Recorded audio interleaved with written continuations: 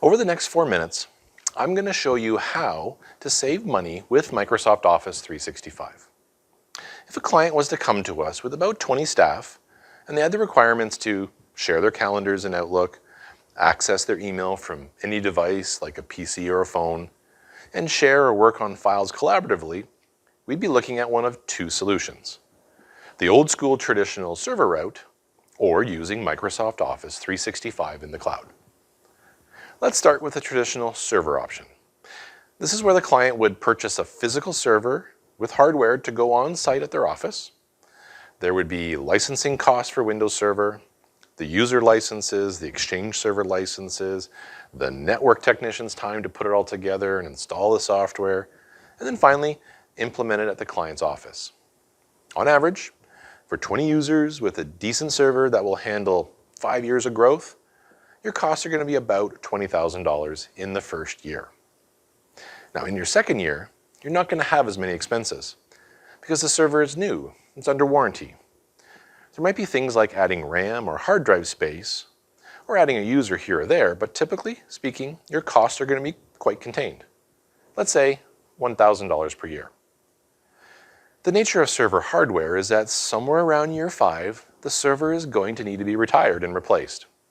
When you do that, your yearly costs are going back up to $20,000.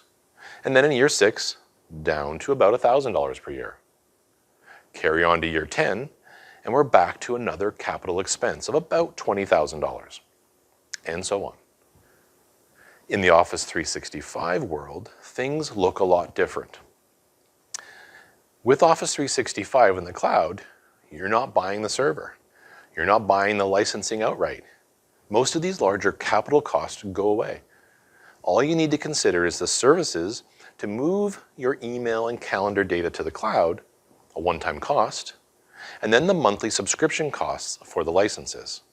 Now let's say in the first year the services, licenses cost together around $7,000. $5,000 for the services and $2,000 for the yearly Office 365 license subscription.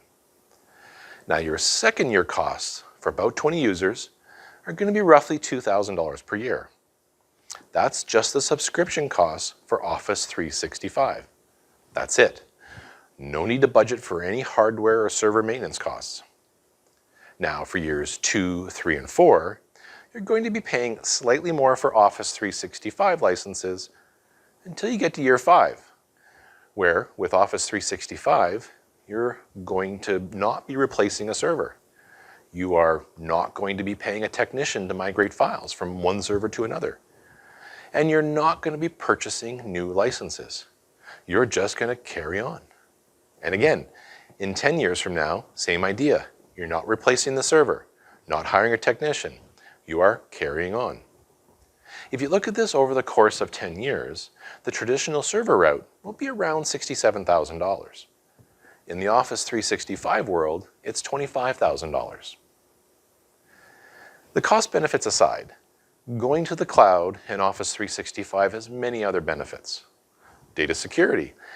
I guarantee you that the firewalls and security and monitoring of the Microsoft Cloud greatly exceeds anything you could ever do or afford on your own network. Also, in the cloud, you're constantly getting the latest, greatest, and most secure version of the software. You will never fall behind or be out of date. And finally, it is far simpler to manage a cloud environment than the nuances and complexities of hardware, operating systems, and application software. In summary, moving to Microsoft Office 365 will save you money in the short and long term, as well as give you a more secure, stable, and easy-to-use email, calendaring, and collaboration system.